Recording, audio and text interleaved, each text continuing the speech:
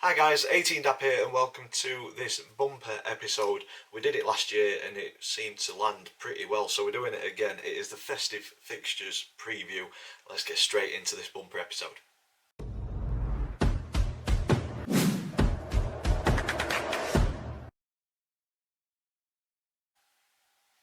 So guys, welcome to the Festive Fixtures preview for Doncaster Rovers. 4 games in a very busy, short time. Tranmere, Walsall, Colchester and Fleetwood. So if you're a fan of one of those teams, welcome to the channel. If you're an existing subscriber, you'll have seen this before, you'll have seen previews before. If this is what brought you over to the channel and you enjoy this sort of content, please consider clicking subscribe so you don't miss any future content. But we do a festive fixtures preview because normally I'm really busy over the festive period, over Christmas, seeing family and just enjoying a bit of time away from work and stuff. So yeah, we put it all together. It gives me a little bit of time off to spend with my family as well. So hopefully you guys enjoy this as much as you did last year. So without further ado, let's get into it and tell you how we're going to go through it. So yeah, 4 games to go through, 4 teams to go through. We're going to have a quick look at the previous meetings, the form of each team coming into the Christmas period. I'll give my opponent one to watch, so it's slightly different to the normal previews. There's a quick look at the predictions league table before the festive fixtures start, and then I give my festive period prediction at the very end. So the 4 games, what are Donny going to get in those 4 fixtures, we will see at the very end. So yeah, previous meetings we'll do club by club. So we're going to start with the first game, which is Tranmere at home. And Donny, Tranmere have faced off a total of 80 times in our history, and it's good reading for us Rovers fans. 40 wins, 20 draws and only 20 defeats. And looking at the most recent 5 as well, it's really good reading with 4 wins in there. We go back to 2020 in League 1, where it was a 3-0 away win, and then 2022-23 it was a 3-0 away defeat and a 2-0 home win. We'd certainly take that on the 21st of December. And then last season it was 2-1 wins. So yeah, I'd take that as well, to be fair. A win's a win. So yeah, good reading. It's very often that we look at this and it's leaning towards the other team over like history. But yeah, 40 wins, 20 draws. Hopefully we can continue with that and kick off the festive period on a real positive note after a disappointing result at Wimbledon last time out. But the form coming into Christmas, so for Donny, as I've just mentioned, a couple of defeats on the bounce, one in the Football League Trophy against Port Vale, and then last time out in the league against Wimbledon, a 1-0 defeat there. But Tranmere, it's not looking good for them, with a defeat, a draw, 2 defeats and a win in their last 5 coming into the festive period. But yeah, they got their first win in 5 league outings, so it will have eased a few concerns, but it has been a poor start for Tranmere this season in this campaign. It sees them at the wrong end of the table, currently 19th as we're recording this, but that win has just eased the worries a little bit, I think. There is a bit of a cushion. I think it's about 7 points, but as we can see, or as we've seen in the past, a poor little bit of form in League 2 or a good bit of form can really change fortunes, because the table is relatively tight. So because of that, they'll be looking to add to that win against a team in Doncaster that's not really been hitting the right notes at home over recent weeks. I think that's fair to say. Been struggling to score, been getting draws a lot, and a team that's got aspirations of finishing top 3. We really need to be changing those draws into wins, especially at home. But Tranmere, they've only bagged 6 away goals all season so far. They're currently sitting at the bottom of the form table in terms of away results, so it's going to be a very tough ask for Tranmere to come to Doncaster and take a point or all 3 back to Tranmere with them. So I'm feeling a little bit more confident about this fixture than others in our festive period. Hopefully the confidence or the optimism isn't misplaced and we do manage to get 3 points in this fixture. One player that may be able to stop us getting the 3 points though is the one to watch for Tranmere. I've gone with Amari Patrick, 28 years old left winger, 260 career appearances, 43 career goals and 11 assists. And for me, Amari Patrick is good at this level. He's spent a lot of his career down at this level with Bradford, Burton, Carlisle and Sutton, and now Tranmere, and is doing what he normally does at this level, is popping up with a few goals. Goals are difficult to come by for Tranmere. He's scored 5 goals in 19 appearances, so he's a good source of goals for them. I think he'll be wanting other players to start chipping in, but yeah, coming in from the left wing, very tricky, very good player. So our right hand side could have the hands full with Amari Patrick in this fixture, and he could be the one which turns the game in Tranmere's favour, in my opinion. So that is Tranmere done. Now on to Boxing Day against Walsall, and this is a tough game. But previous meetings, we've played each other 69 times. Rovers coming out on top on 25 of those. We've drawn 9 and we've lost 35. So as I said, when we were looking at the Tranmere previous meetings, it's nice to see it in our favour. This is one that doesn't go in our favour, as it so often feels. But looking at our more recent 5, relatively even. There's three defeats sandwiched in between 2 wins there. One of those wins is on penalties though, back in the League Cup in 2021, and then 3 defeats on the bounce in League 2, 2-0 at home, 2-1 away and 3-1 away. But then the most recent fixture at home was a 2-1 win at the end of last season, but Walsall looking pretty decent this season. And the form coming into the festive period does show that, with Walsall winning 4 on the bounce and 1 defeat right at the beginning of that graphic. And yeah, 3 wins on the bounce after getting thrashed 4-0 by Charlton in the FA Cup did move Walsall top of the League 2 table coming into the festive period. You couple those 3 wins, those 3 league wins, with a victory in the Football League Trophy over Reading as well, and it shows that Walsall are a very, very good looking team at this stage. They're playing Harrogate on the 21st of December, I believe it is. So, in my opinion, I think that should be another 3 points on the board for Walsall. But League 2 is extremely unpredictable, especially at this time of the year as well. There's always going to be the odd bizarre scoreline thrown in there. But yeah, Walsall absolutely formidable at home. They've scored 21 goals so far this season in 10 games. They've only lost 1 game at home as well. So we'll have just as tough a game away from home at Walsall, in my opinion, is what Tranmere have got coming to our place in terms of kind of form away from home and how the home team's doing. So yeah, it's going to be a very, very tough one, and this is probably the fixture out of all 4 that I'm least looking forward to, because Walsall do look a very, very good team. And for me, the one to watch for Walsall is Nathan Lowe, 19 years old, and he looks like he's going to be an absolute baller. Centre forward, 85 appearances, 36 goals in his career, 6 assists, and all 6 of those assists have come this season in 25 games so far. He scored 12 goals as well. Really good source of goals for Walsall.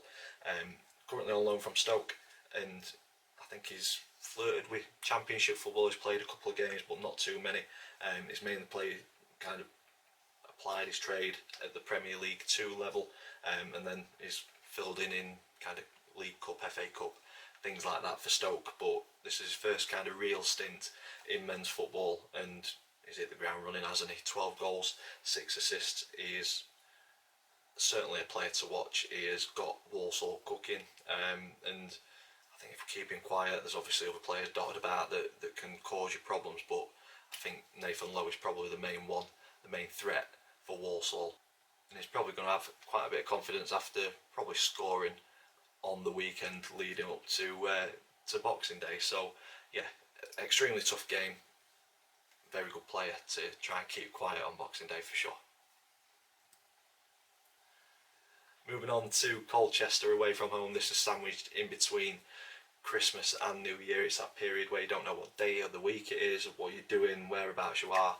Probably in a food coma after far too many Christmas dinners. Hopefully the players aren't in food comas for this one. Colchester against Doncaster. Previous meetings, there's 52 in total, with Rovers edging this one as well. So it's another positive one to look at. 25 wins, 8 draws, but we've been beaten 19 times. And looking back at our more recent 5 fixtures, it's in Rovers' favour once again. We go back to 2017 in League 2, and it was a 1-1 draw away from home. And then in the 2022-23 season, we shared the spoils in terms of points, but we got battered 3-0. We don't want to see that again on the 29th of December, I believe it is. Yes, 29th of December, this fixture.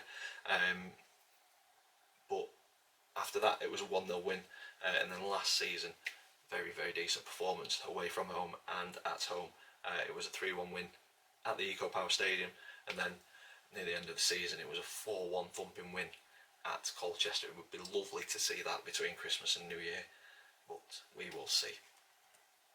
The form coming into the festive period though, Colchester looking pretty decent to say where they are in the table at the time of recording.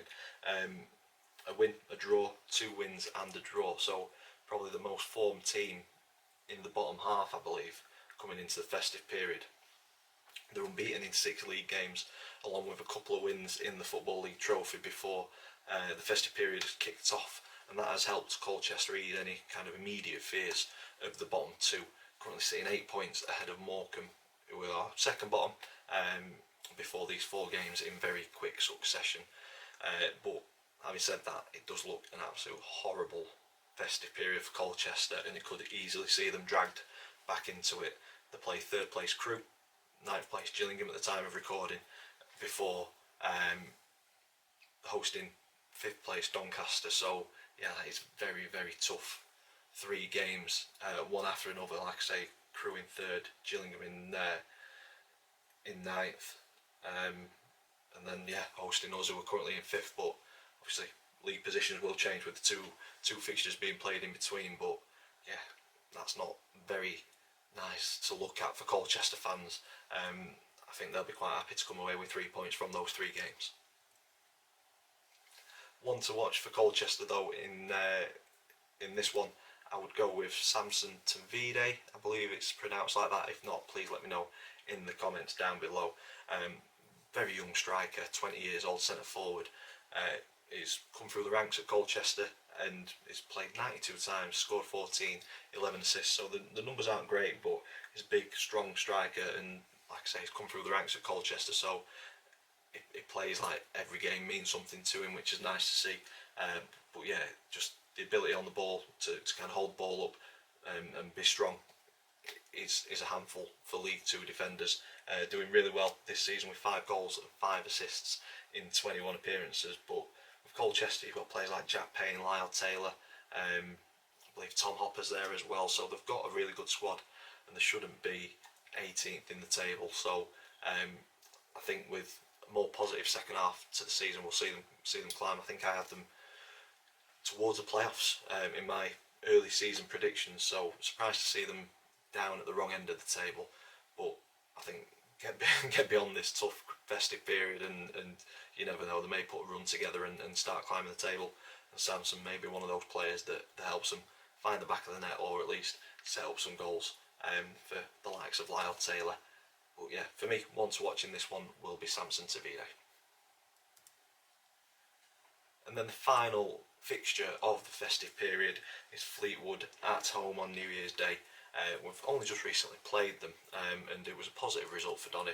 As we look at the previous meetings, only played each other 15 times. Rovers have won 4, we've drawn 4, and Fleetwood have taken the spoils on 7 occasions. So yeah, fairly even preview show this one, with 2 teams having the better of us, and we've had the better of 2 teams.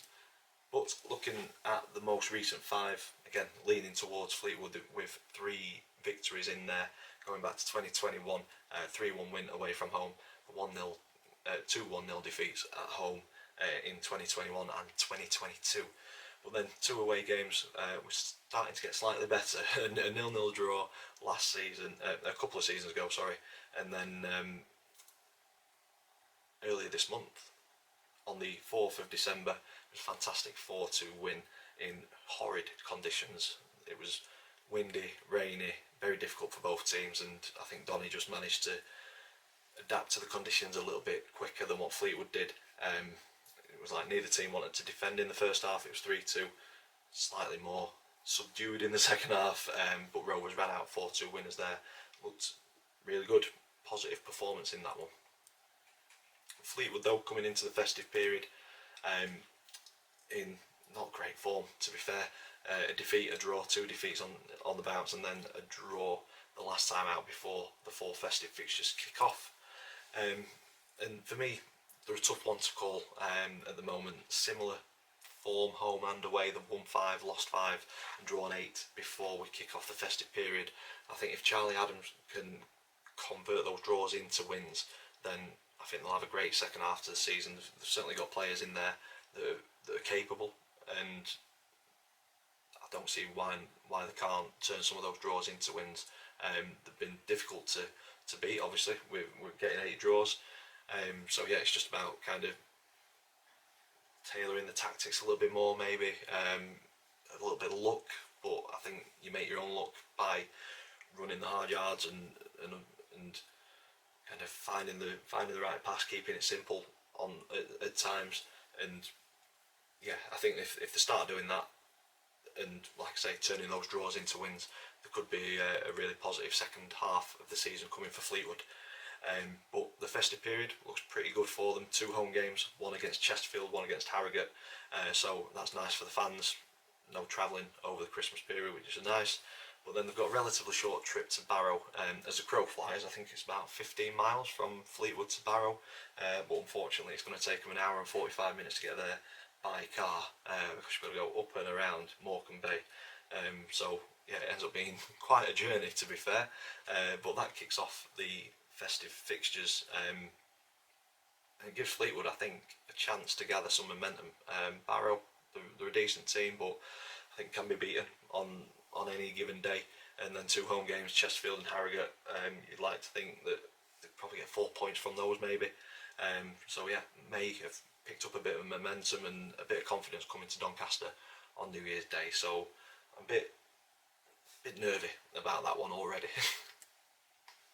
And for me, the one to watch for Fleetwood, I mentioned him a couple of weeks ago in the preview, it is Ryan Graydon, 25 years old, centre forward, 184 appearances across his career, 27 goals, 28 assists, and he showed what he could do, or what he can do in the game against Donny early December. He scored 7 goals, assisted 4 in 22 this season, and yeah, he's fairly quick. He can run in behind, and is an extremely tidy finisher as well. The goal that he scored against us was a defensive mistake, but he still had a lot to do. Latched onto it, just kind of burned away from our defence, and slotted it past the keeper with ease, really. So really showed what he could do on that occasion. And I think if he's firing, Fleetwood have got a chance of turning those draws into wins for sure. And that almost rounds the festive fixtures preview off. We've got the Predictions League table, so if you're new to this, me and the family predict the scoreline for every single league game. 3 points for a correct score, 1 point if we get the outcome right but not the scoreline, and no points if we get it completely wrong. And before Wimbledon, yeah, it was Wimbledon, before this preview's come out, I went with a defeat. I hate going with defeats, but I'll always predict with my head and not my heart. I went with a 2-1, so I only got 1 point. The rest of the family went with draws and wins, so no change for those. So before the festive fixtures kick off, Chris is top on 15 points, I'm second on 14, Max is third on 13, and my dad is in fourth on 11. But I'm sure as the league table will change over Christmas, I'm sure this will as well. But yeah, stay tuned to my socials, they are linked in the description down below, and I will put our score predictions up for each fixture over the festive period. And that takes me on to the festive period prediction, and it's up there on the screen now. So this is what I think Donny could come out with if we play to our potential. I'm hoping for a win against Tranmere. I think Walsall will be a difficult fixture, so I'm going with a defeat there. A win at Colchester, another team that are struggling at the wrong end of the table. I think Fleetwood will start to turn those draws into wins after the 1st of January. I'm going with another draw for Fleetwood, so I think we will get 7 points from the 12 available. And that is it.